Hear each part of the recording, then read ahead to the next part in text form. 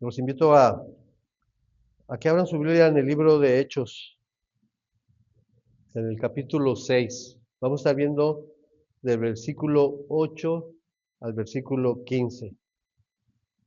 Y para los que anotan, el tema de la aplicación es fe a pesar de la persecución. Dice Hechos 6, del 8 al 15. Y Esteban, lleno de gracia y de poder, hacía grandes prodigios y señales entre el pueblo. Entonces se levantaron unos de la sinagoga llamada de los libertos y de los de Cirene, de Alejandría, de Cilicia y de Asia, disputando con Esteban. Pero no podían resistir a la sabiduría y el espíritu con que hablaba. Entonces sobornaron a unos para que dijesen que le habían oído hablar palabras blasfemas contra Moisés y contra Dios. Y soliviataron al pueblo, a los ancianos y a los escribas, y arremetiendo le arrebataron y le trajeron al concilio. Y le pusieron testigos falsos que decían, este hombre no cesa de hablar palabras blasfemas contra este lugar santo y contra la ley. Pues le hemos oído decir que ese Jesús de Nazaret destruirá este lugar y cambiará las costumbres que nos dio Moisés. Entonces, todos los que estaban sentados en el concilio, al fijar los ojos en él, vieron su rostro como el rostro de un ángel. Tenemos que volver al contexto de lo que estaba pasando. Recordemos, la iglesia estaba naciendo, estaba creciendo. En la primera predicación de Pedro se convirtieron 3,000. Cuando sanaron al cojo se convirtieron otros 5,000. Nomás iban 8,000 de puros hombres, más lo que se convertían, que no dice el número, dice se convertían, varios se seguían convirtiendo, varios se seguían convirtiendo. No sabemos cuántos en realidad serían, pero yo calculo que fácil eran más de 12,000 personas. ¿Sí? Ese incremento, como bien decía Eliseo la semana pasada, pues necesitó ese conflicto, era ya un conflicto administrativo. Se convirtió en un problema en la iglesia porque no había gente para atenderlos a todos. ¿Y qué hizo la iglesia? Sabiamente elige a 7 varones con ciertas características que tuvieran un buen testimonio, que estuvieran llenos de gracia, de sabiduría y del Espíritu de Dios. O sea, no era cualquiera, como bien decía Eliseo. Pero si leemos anteriormente lo que Eliseo decía, de todos los 7, del único que dicen es de Esteban. Dice que era un varón lleno de gracia y del poder del Espíritu, lleno de fe y del Espíritu. Y nuestro tema empieza en el versículo 8. Dice, y Esteban, lleno de gracia y poder, hacía grandes prodigios, señales entre el pueblo. ¿Quién era Esteban? No tenemos un currículum de Esteban. No sabemos su edad, no sabemos si tenía familia, no sabemos a qué equipo le iba, no sabemos nada de él. Era un perfecto desconocido antes de estos versículos. ¿Sí? Solamente se nos dice que es un diácono que servía en las mesas. Era un siervo que servía solamente en las mesas. No era ningún discípulo famoso, no había hecho aparentemente nada grande hasta este momento. Por las características que se habla de Esteban, podemos entender que no era un recién convertido. Es fácil entender eso por todo lo que hemos leído y que más adelante se detalla. ¿Sí? No era ningún recién convertido, era un hombre comprometido con su fe, era un hombre comprometido con el Evangelio, era un hombre comprometido con Dios, mis hermanos. Si leímos y pusimos atención, pudimos ver las características y todo lo que se le acusaba y que decía. Sin embargo, él no se conformó solamente a estar sirviendo las mesas, a estar ayudando a las mesas, en salvar ese conflicto administrativo. Él fue más allá, él tomó y caminó una segunda milla. No hizo solamente para lo que se le había asignado, él hacía más. ¿Sí? Estaba comprometido ¿no? Totalmente con su fe. ¿Qué hizo? Pues podemos entender que lo que dice la palabra dice que fue a las sinagogas de los extranjeros, ¿sí?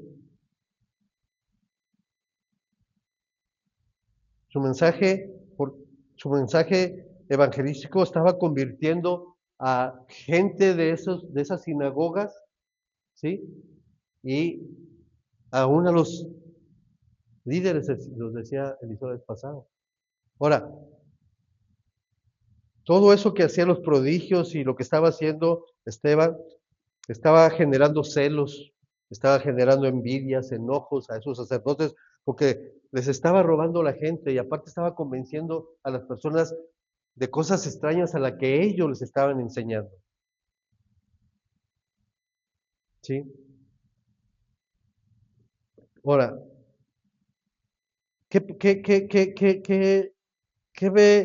podemos ver aquí en lo que llevamos leídos de la actitud de Esteban? ¿Sí? Pues podemos entender que para representar a Dios dignamente no necesitamos ningún título religioso, no necesitamos ninguna profesión de mucho conocimiento, ¿sí? Podemos ver que el poder y la gracia de Dios no está centrado únicamente para los que están en un púlpito llevando la palabra. Dios usa su poder y su gracia por medio de personas que estén dispuestas a servirle, personas comprometidas con su palabra, comprometidas con su fe como Él, porque son las que usa para llevar a cabo sus planes. Es lo que podemos ver aquí. Esteban salió de la nada para cumplir un propósito específico de Dios. Ahora, en el versículo 9 dice, entonces se levantaron unos de la sinagoga llamada de los libertos y de los de Cirene, de Alejandría, de Sicilia y de Asia, disputando con Esteban. ¿Quiénes eran esos? ¿Quiénes eran esas sectas? ¿Quiénes eran esos de la sinagoga? Esos judíos, esos integrantes eran helenistas. ¿Qué eran helenistas? Eran judíos que habían salido de Israel, de Judea, y habían vivido ahí cuando fueron llevados por otros reyes. ¿Se acuerdan? Muchos de ellos vivieron en Grecia, eran griegos y seguían la cultura griega. Y por eso disputaban mucho con Esteban, porque, ¿qué creen? Esteban también era un helenista. Él también sabía, él era griego y también tenía mucho conocimiento, se había criado fuera también. Y entonces él podía entrar a la sinagoga y por eso compartía ahí, pero él compartía otras cosas y ahí fue cuando empezó la disputa con él. Pero la pregunta es, por qué no peleaban, por qué no discutían con los apóstoles? ¿Por qué con Esteban? Precisamente por eso, porque ellos pensaban que los apóstoles no eran cultos, ellos no sabían, no creen en nada. Pero Esteban sí le creían porque era uno, por decir, de ellos, o venía de donde ellos venían. ¿Sí? ¿Y por qué discutían con él? Pues estaban enojados simplemente por escuchar el mensaje de la verdad que predicaba Esteban.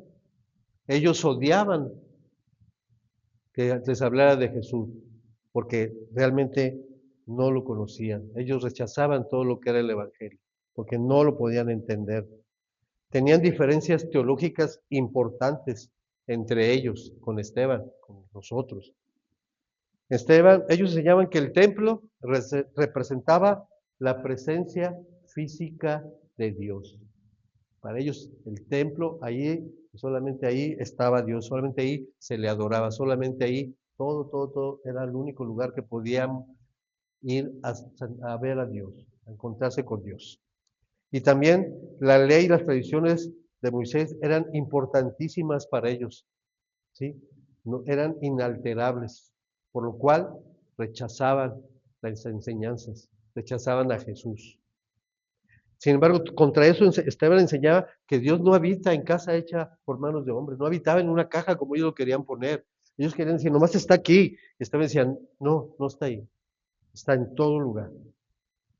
Él es el Dios de todas las cosas, omnisciente, es omnipresente. Y les enseñaba que la ley no era solamente ley, esa ley apuntaba a Jesús. Y eso era lo que más les enojaba a estos helenistas. Si vemos lo que leímos, no hay ninguna mención de las palabras de Esteban. No sabemos realmente qué decía. Lo acusaban de esto, lo acusaban de otro, lo acusaban de otro, pero no se dice que Esteban les decía, sino que entendemos todo eso, ¿sí? Pero solamente dice que hacía grandes milagros y prodigios y señales. No sabemos qué les decía, pero los oponentes a lo que les decía debatían con su lógica humana, pero la lógica humana no puede vencer nunca, mis hermanos, a la palabra de Dios, a la confrontación con la palabra de Dios, con la fe.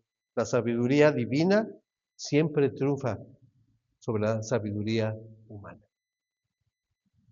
Aunque no leemos que Esteban proclamaba, entendemos que no estaba dando un discurso moral.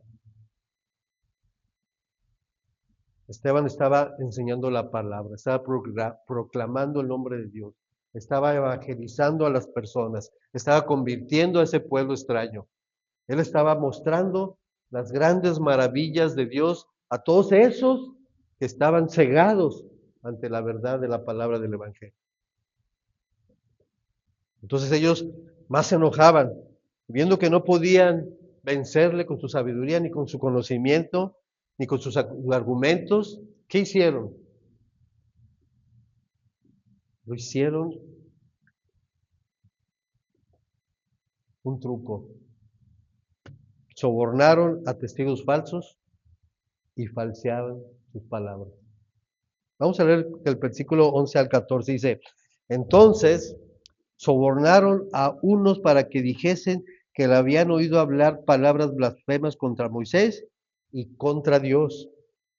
Y soliviantaron al pueblo y a los ancianos y a los escribas, y arremetiendo le arrebataron y le trajeron al concilio, y pusieron testigos falsos que decían, este hombre no cesa de hablar palabras blasfemas contra este lugar santo y contra la ley. Pues le hemos oído decir que ese Jesús de Nazaret destruirá este lugar y cambiará las costumbres que nos dio Moisés. ¿Le suena familiar esta tetra? Eso que usaron. Fíjense, sabían a quién escoger, ¿eh? Escogieron a personas en verdad malas, porque esos testigos falsos sabían que al testificar eso contra Esteban, Esteban iba a morir. No les importó la vida del Esteban. Estaban prácticamente entregando una vida a cambio de dinero.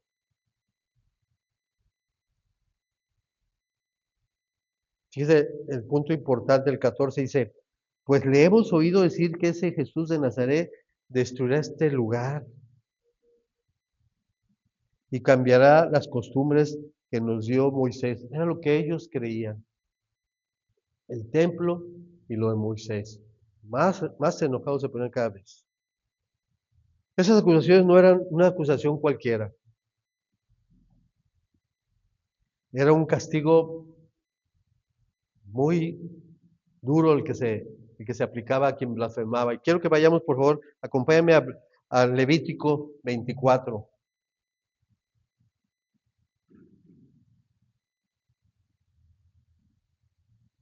¿Lo tienen por ahí? Lo voy a leer del 10 al 16 solamente. Dice, en aquel tiempo el hijo de una mujer israelita, el cual era hijo de un egipcio, salió entre los hijos de Israel y el hijo del israelita y un hombre de Israel riñeron en el campamento. Y el hijo de la mujer israelita blasfemó el nombre y maldijo. Entonces lo llevaron a Moisés y su madre se llamaba Selamit, hija de Dibri, de la tribu de Dan. Y lo pusieron en la cárcel hasta que les fuese declarado por palabra de Jehová. Y Jehová habló a Moisés diciendo, saca al blasfemo fuera del campamento y todos los que le oyeron pongan sus manos sobre la cabeza de él y apedréenlo toda la congregación. Y a los hijos de Israel hablará diciendo, cualquiera que maldijere a su Dios, llevará su iniquidad. Y dice el 16, y el que blasfemare el nombre de Jehová ha de ser muerto. Toda la congregación, ¿qué? Lo apedrará. Así el extranjero como el natural, el blasfemo, el nombre que muera. Ellos sabían cuál era el castigo y por eso lo acusaban de eso.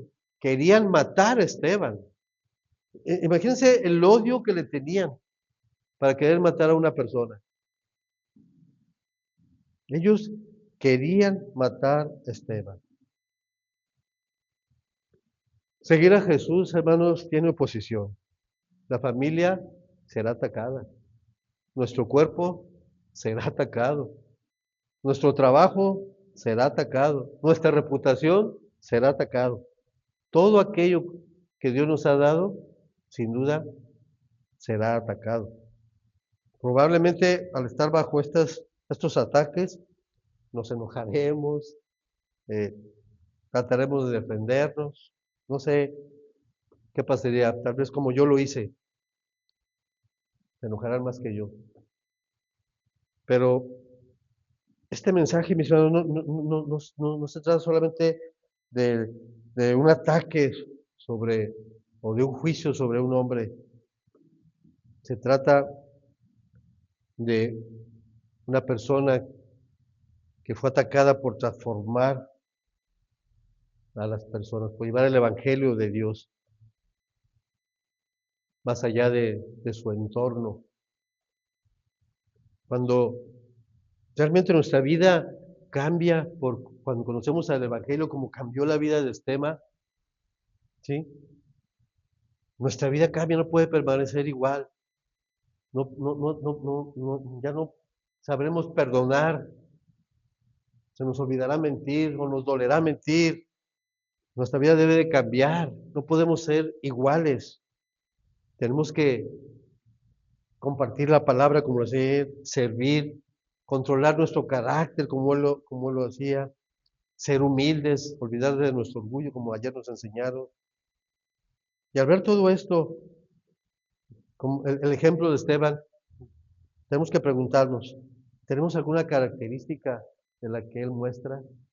La humildad, la predicación, el servicio, la disposición a servir, de enseñar aún a riesgo de su propia vida, porque fue a la cueva de lobos a meterse a predicar ahí. Es valiente al llevar la palabra ahí. No se trata de un hombre juzgado todo el tema, amigos. Se trata de cómo la gracia y el poder de Dios nos van a ayudar cuando nos enfrentemos a una situación cualquiera que ésta sea. Así como los vemos, ¿sí? Que sucedía con él, la gracia y el poder de Dios tienen suficiente poder para ayudarnos a sobrepasar y salir de cualquier circunstancia que enfrentemos. Tenemos que tener eso siempre en mente. No acobardarnos, porque es fácil tener miedo si pensamos que nosotros podemos salir adelante por nuestras propias fuerzas. Tenemos que pensar que hay alguien más poderoso que nosotros, que puede librarnos de todo eso. Pero siempre tenemos que entender que para que esto suceda, tenemos que creer en Dios, tenemos que creer en su Hijo, tenemos que creer en su palabra, tenemos que estar comprometidos con Él. El proceso judicial porque estaba pasando Esteban es un espejo del juicio que enfrentó Jesús. Ambos enfrentaron testigos falsos. A ambos se los acusó de hablar en contra del templo. A ambos se les acusó de cambiar las costumbres, de querer cambiar las costumbres de Moisés. Pero ambos hablaron con tal autoridad que los líderes religiosos de sus épocas no pudieron contra ellos. Tuvieron que usar sus técnicas para poder deshacerse de ellos. Hermanos, este mundo no necesita argumentos religiosos. No necesita muchos sabios, ni que tengas todo el conocimiento del mundo. Necesita hombres y mujeres llenos de gracia de Dios, del poder de Dios. Y eso se obtiene teniendo una comunión con Él. No es de que vine los domingos a la iglesia y yo ya es suficiente para yo tener una comunión con Él. No, la comunión sale de un convivir diario, de un sentir diario, de un hablar diario, de un conocer más. Cuando Dios nos conoce, nos usa para su propósito. Cuando no pasa en nuestra vida,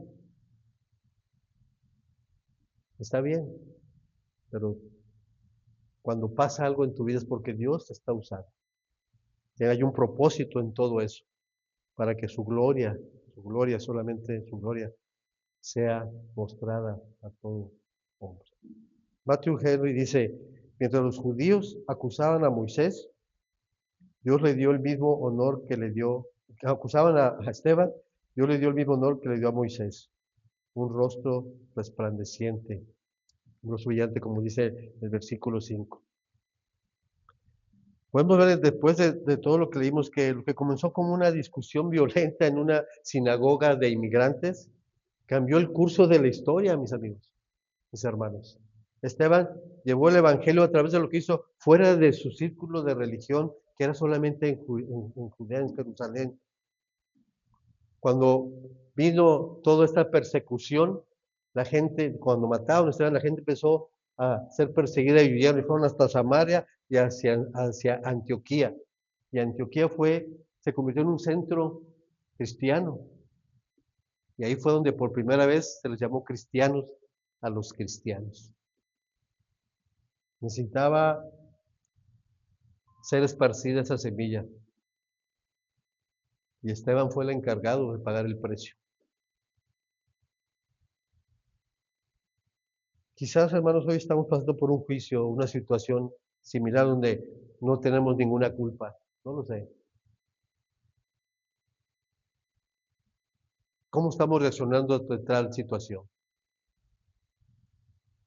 ¿Estás dominando tu carácter? ¿Estás enojado? ¿Has acudido a Dios para que te ayude? ¿O has acudido a tu contacto? Es que yo tengo un contacto aquí, yo tengo un conocido allá. ¿Cuál ha sido tu reacción ante una situación si la estás pasando en contra de tu cuerpo, de tu trabajo, de tu salud, de tus posesiones? No lo sé.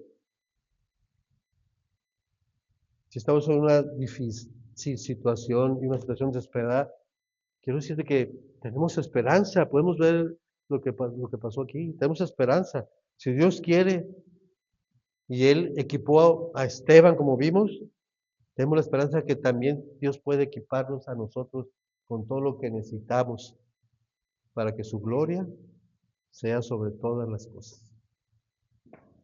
Dios siempre buscará a sus mejores guerreros para llevar su gloria más allá de las fronteras. Esteban, como veremos más adelante, fue un mártir que dio su vida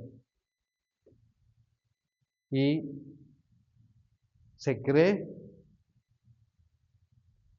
que cuando mataron a Esteban, o antes de que mataba, con sus predicaciones, y que iba a esas sinagogas, ahí también acudía Pablo. Y muchos de los libros que Pablo escribió posteriormente, habla de muchas de las situaciones que pasó Esteban. Hermanos, confiemos en Dios, que nuestra esperanza sea Jesucristo y no nuestro conocido, nuestro conocimiento, nuestra sabiduría, nuestra inteligencia. Que nuestra esperanza para pasar cualquier prueba la pongamos en las manos de Dios. Amén.